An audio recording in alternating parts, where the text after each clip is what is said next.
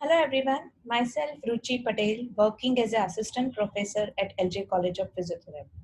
Today I am going to take second year topic that is scapulohumeral rhythm. As we all know, shoulder complex is mainly made up of four joints, that is glenohumeral joint, acromioclavicular joint, sternoclavicular joint and scapulothoracic joint. Whenever the motion is occurring at the glenohumeral joint, the combined and coordinated motion of remaining these three joints will help us to produce the large range of motion at glenohumeral joint. So, this combined and coordinated motion at all the joint, which helps to produce the larger range of motion at glenohumeral joint, is called as scapulohumeral rhythm. So, let's start with the presentation. So first, what is scapulohumeral rhythm? The shoulder complex acts as a coordinated manner to provide the smoothest and greatest range of motion possible to the upper extremity. The motion available to the glenohumeral joint alone would not be able to produce the full range of motion, that is flexion and abduction movement available at the humerus. The remainder range is contributed by the scapula on the thorax through the sternoclavicular joint and through the acromioclavicular joint. So combined scapulohumeral motion will helps to distribute the motion between the joints and permitting a large range of motion with less compromise of the stability that might occur if the motion is occurring at one joint. It also helps to maintain the glenoid fossa in an optimal contact with the head of the humerus so that increasing the joint congruency while decreasing the shear forces. Third, it helps to maintain a good length tension relationship while minimizing or preventing active insufficiency of the glenohumeral joint muscles. The glenohumeral joint contributes 100 to 120 degree of flexion and 90 to 120 degree of abduction. The combined or coordinated motion of scapula and humeral will result in a maximum range of abduction and flexion, that is 150 to 180 degree of motion.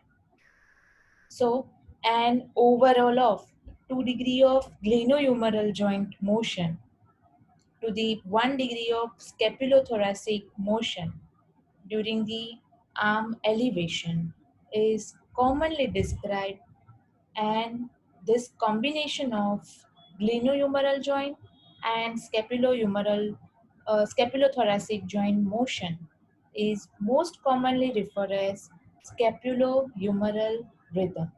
So whenever the motion is occurring at the shoulder complex or at the glenohumeral joint, there will be a maximum motion at the GH joint, and the second will occurs at the scapulothoracic joint. So the ratio of glenohumeral and scapulothoracic joint will be 2 is to 1. Suppose the motion at the glenohumeral joint is 60 degree, then at the scapulothoracic joint the motion will be around 30 degree. So this maintains the 2 is to 1 ratio. So scapulothoracic and glenohumeral contribution. So whenever the elevation of glenohumeral joint occurs, or we can say whenever the abduction or flexion motion is occurring at the glenohumeral joint, the scapula contributes to the elevation of the arm not only by the upwardly rotating on the thorax, but also through the scapulothoracic motion. So arm is elevated into the flexion, the scapular plane abduction, or we can say the frontal plane abduction. The scapula will also tilt posteriorly on the thorax. So whenever the abduction or flexion motion occur, the upward rotation of the scapula, along with that posterior tilting of the scapula, and the external rotation of the scapula will occur. So the arms moves from the 150 degree of elevation. The magnitude of this motion is about 20 to 30 degree. The posterior tilting, which allows the inferior angle of the scapula to move in the anterior direction, and helps to maintain the contact with the thorax as it rotates in the upward direction around the rib cage. So at the end of the ranges of elevation, the scapula is externally rotating the thorax. So as a result, whenever the elevation, that is the abduction or flexion motion occurs, the scapula will move for the external rotation as well as upward rotation, and posterior tilting of the scapula will be seen. Then the role at the sternoclavicular and acromioclavicular joint.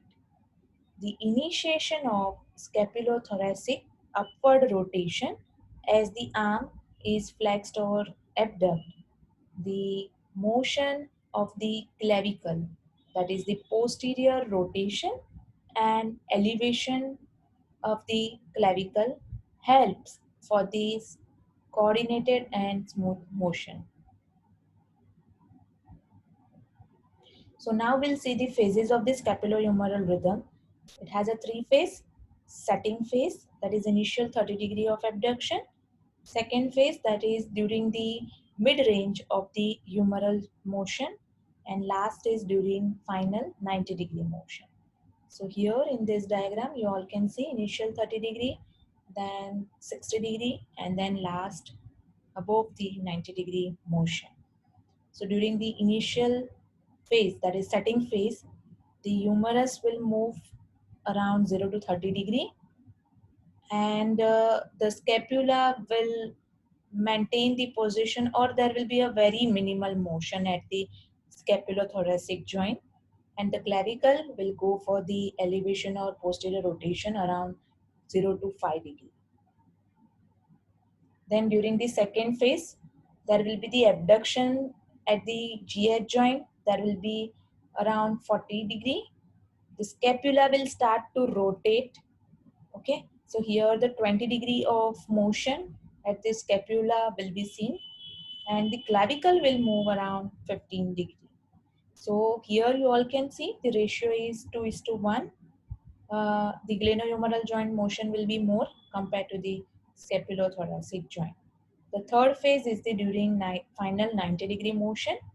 Here the above 90 degree of motion, along with the abduction or flexion, there will be lateral rotation of the glenohumeral joint will occur during the abduction motion, and the scapula will rotate here more, that is around 30 degree, and clavicle again the 15 degree rotation will be seen. Okay, so what are the scapular muscles which are responsible for this rotation, external rotation, upward movement? So these are the main trapezius, upper trapezius, lower trapezius muscle that helps to for the upward rotation, and along with that upper and lower serratus anterior muscle role will be more. So here you all can see the upper trapezius and lower trapezius will help for the upward rotation of the scapula, whereas serratus anterior will also help for the upward rotation of the scapula, and middle trapezius will help for the downward rotation of the scapula.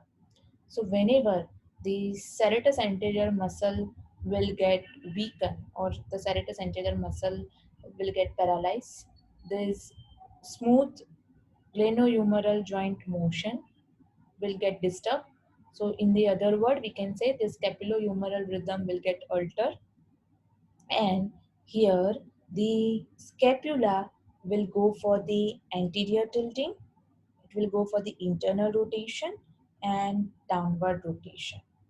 Okay, so we can say that is the winging of the scapula will be seen. So we'll see this video and we'll try to understand the scapulohumeral rhythm.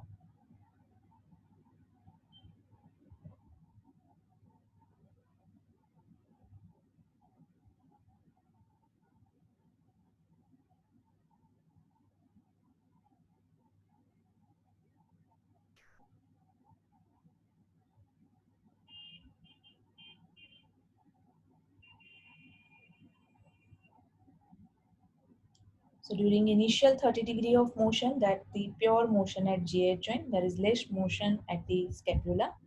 After this degree, there will be 15 to 20 degree scapular motion, and during the last degree, again this scapular motion will be seen. So this is a brief idea related to the scapulohumeral rhythm. You all can study in the detail about this topic from the Joint Structure and Function by Cynthia Norke. Thank you.